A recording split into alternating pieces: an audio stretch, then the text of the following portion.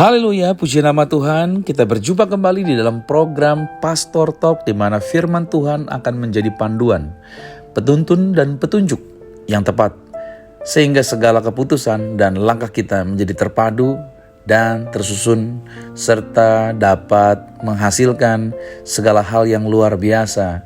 Kinerja kita dan keefektifan kita menjadi luar biasa. Nah, judul hari ini saya bawakan Yesus Batu Penjuru Utama. Terambil dari Matius 16 ayat 18 dikatakan, "Dan aku pun berkata kepadamu, engkau adalah Petrus, dan di atas batu karang ini aku akan mendirikan jemaatku, dan alam maut tidak akan menguasainya." Nah, hal yang pertama yang kita pelajari adalah siapakah dasar dari gereja kita? Ini pertanyaannya. Siapakah dasar dari gereja kita?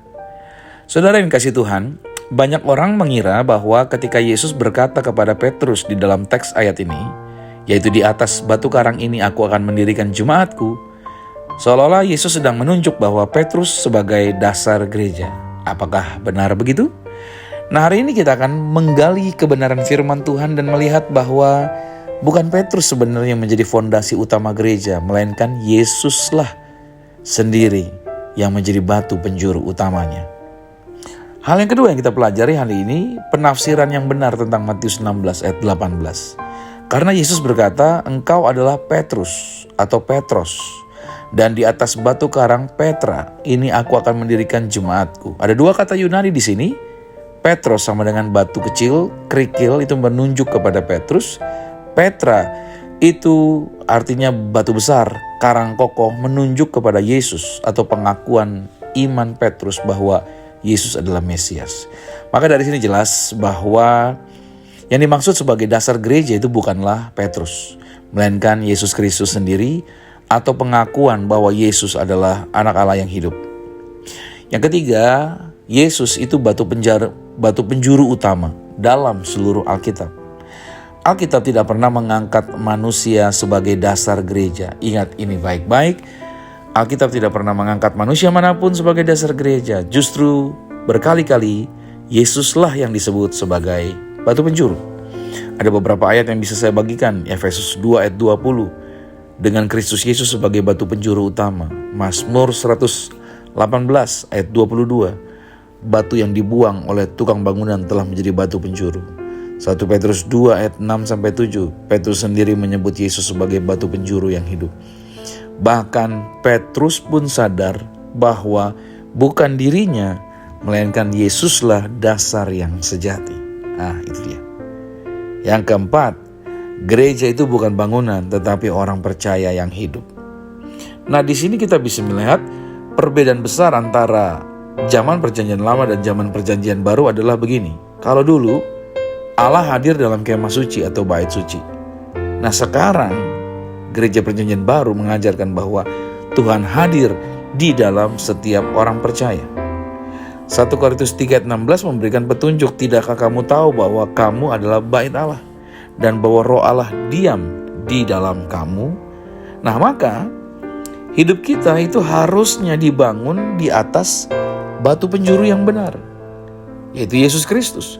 Bukan di atas tradisi, bukan berdasarkan apa kata pendeta, bukan karena kata-kata organisasi, tapi semuanya dasar kita punya iman itu dibangun hanya karena Kristus saja.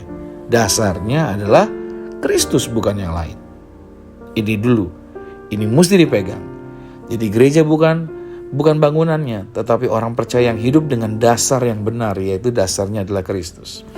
Yang kelima, saudara, pelajaran kita kelima, pewahyuan Kristus itu membawa transformasi. Kolose 1 ayat 27 dikatakan, Kristus ada di dalam kamu, harapan akan kemuliaan.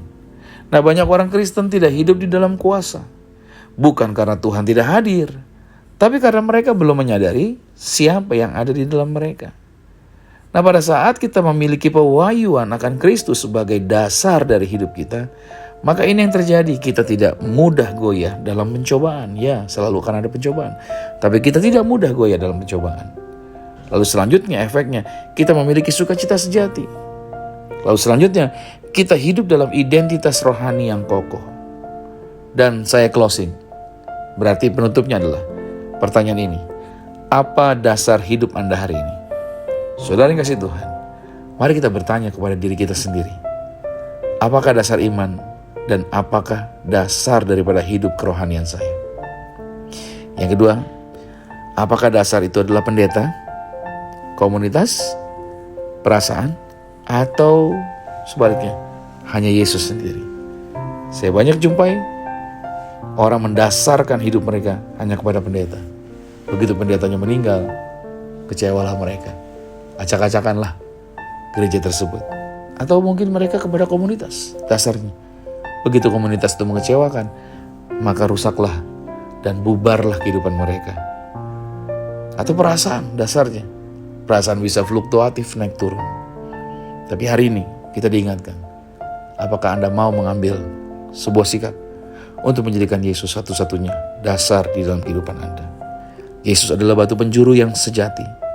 Segala sesuatu yang dibangun di luar Yesus pasti goyah. Tetapi jika kita membangun hidup kita di atas Yesus, maka tidak ada pintu neraka yang dapat menguasai setiap kita. Mari kita berdoa. Tuhan Yesus, hari ini kami bersyukur karena Engkaulah batu penjuru utama dalam kehidupan kami. Ampuni kami jika selama ini kami lebih bersandar pada manusia, lebih bersandar kepada tradisi, atau kekuatan kami sendiri. Kami mau membangun hidup kami hanya di atas pengenalan akan Engkau. Berikanlah kami pewahyuan yang segar setiap hari bahwa Kristus ada di dalam kami. Pengharapan akan kemuliaan. Terima kasih buat hari ini. Terima kasih buat pewahyuan ini. Di dalam nama Yesus Kristus kami berdoa. Haleluya. Amin. Selamat beraktivitas dan Tuhan Yesus Kristus memberkati. Shalom.